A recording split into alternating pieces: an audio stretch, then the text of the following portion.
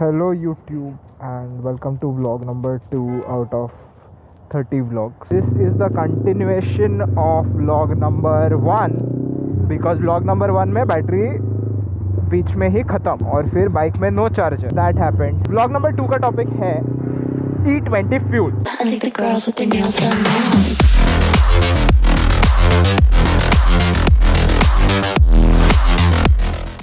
E20 fuels क्या है, BS6 phase 2 क्या है, what are vehicles which are BS6 phase 2 और हमें क्या फ़र्क पड़ेगा. सारे सवालों के जवाब इस व्लॉग में होंगे.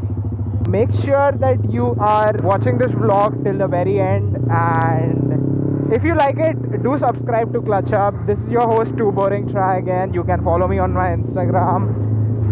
Clutch Up has a separate Instagram. A different kind of content goes up there, so make sure that you follow it if you like it. मैं भाई ज़बरदस्ती नहीं करने वाला. तुम्हें फॉलो करना है तो करो, वरना मत करो. सबकी मर्जी है.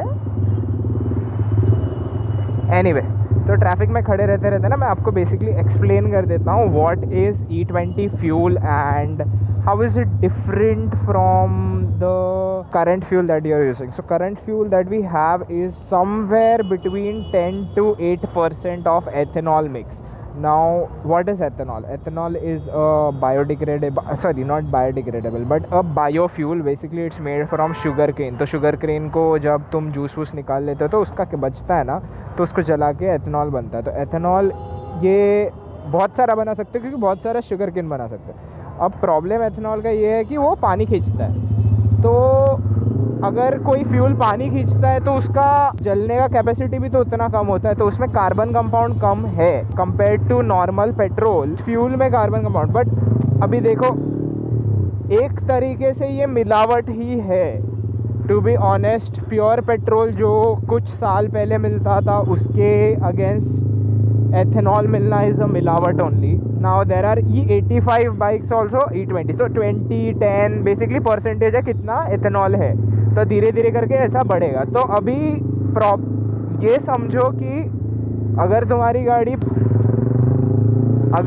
गाड़ी पुरानी है, ठीक है, तो वो E10 के लिए भी नहीं बनी है. टेक्निकली 15 साल से पुरानी गाड़ी तो E10 के लिए बनी नहीं है.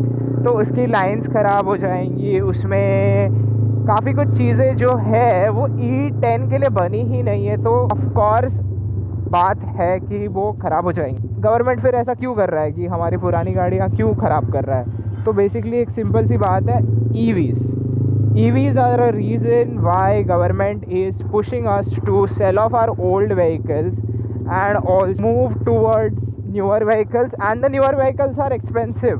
Naturally तुम EV खरीदोगे rather than something that will last you for again 15 years and then you'll have to buy another vehicle. मतलब ये थोड़ा सा ट्रिक जैसा है, बट थोड़ा सा डिसअपॉइंटेड हूँ क्योंकि because I personally like a lot of old vehicle. Two of my favourite मैं अफोर्ड कर सकता हूँ ऐसी गाड़ियाँ are the Corolla and the Civic, and both of them are a 15-year model and they are close to their cycle. तो मतलब पुरानी हो गई है वो दोनों गाड़ियाँ और मुझे अभी अच्छे रेट में मिल रही है. और मैं ये E20 के लफड़े के वजह से उसमें काफ़ी सारे फ्यूल पंप के इश्यूज़ फेस कर सकता. Just like this road, I don't know what the fuck is wrong with this road, but okay, मेरा काफ़ी ट्रैफिक का टाइम बच जाता है.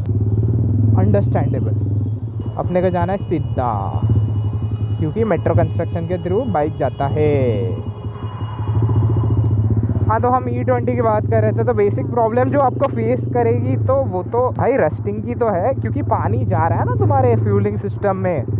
पानी, ऑक्सीजन, एयर सब मिल के क्या होता है, रस्ट ही होता है. तो तुम्हारी फ्यूल लाइन्स जल्दी जल्दी ख़राब हो जाएंगी, रस्ट होंगी, हार्ड हो जाएंगी. प्योर पेट्रोल डाल के जो अभी रेस फ्यूल्स जो बोलते हैं वो non igniting higher octane fuels होती है. मतलब वो बेसिकली खुद से जलती नहीं है. इवन एथेनॉल का वो चीज़ है कि वो खुद से ऐसा कंप्रेशन के अंडर इग्नाइट नहीं होता है, which is a good thing. क्योंकि तुम अगर हाई रेफ्स पे जा रहे हो तो तुम्हारी कंबशंस एकदम पास में होती है, सिलेंडर का टेम्परेचर एकदम बढ़ जाता है. तो देख, उसका एक बैलेंस है. E20 का एक बैलेंस है. क्या तुम्हें उस पर इतना भी भरोसा रख? ये सवाल अपने आप को पूछो. क्या तुम्हारे पास 4 पुरानी गाड़ियाँ हैं? रखो यार. एक ऑप्शन होना चाहिए ना कि भाई मैं ज़्यादा पैसे देके मुझे सस्ता पेट्रोल चाहिए। एंड ऐसी बात नहीं है अभी जो बोल रहे हैं ये लोग कि E20 में these guys will reduce the cost of fuel. I don't think so they'll reduce the cost of fuel because that is the major source where the government earns taxes from. तो अगर fuel की price गिरा दी तो taxes में से पैसा कैसा बनेगा। दूसरी बात E20 फ्यूल्स की ये है कि देखो अचानक से इतने सारे लोग एथेनॉल बेस्ड फ्यूल यूज़ करेंगे तो द थिंग इज़ क्या हो रहा है इस स्कूटी वाले को। तो मैं बोल रहा था कि अचानक से इतने सारे लोग एथेनॉल बेस्ड फ्यूल को यूज़ करना चालू करेंगे तो एथेनॉल की भी तो शॉर्टेज होनी ही है ना। अभी कहाँ एथेनॉल डिस्कवर हुआ है, उसको ग्रेजुअली लेके आओ ना। तुम अचानक से बोलोगे कि हाँ सारी BS6 गाड़ियों को फ़ेज़ 2 में लेके आके उसको लेके आओ। दूसरी बात एक तो ये होगी कि गाड़ियों की परफॉर्मेंस कम होगी। जो गाड़ी एक ऐसे फ्यूल पे चल रही है जिसके वजह से उसका कंप्लीट कंबशन हो रहा है, उसकी जगह पे अगर ऐसा फ्यूल आ जाए कि वो आधा ही जले, आधा नहीं बट 20% ना जले, तो थोड़ा तो इशू होएगा ही ना। अब कितना भी ट्यून कर लो, तुम ट्यून से माइलेज तो निकाल लोगे, पावर बन ही नहीं रही है तो लाओगे कहाँ से।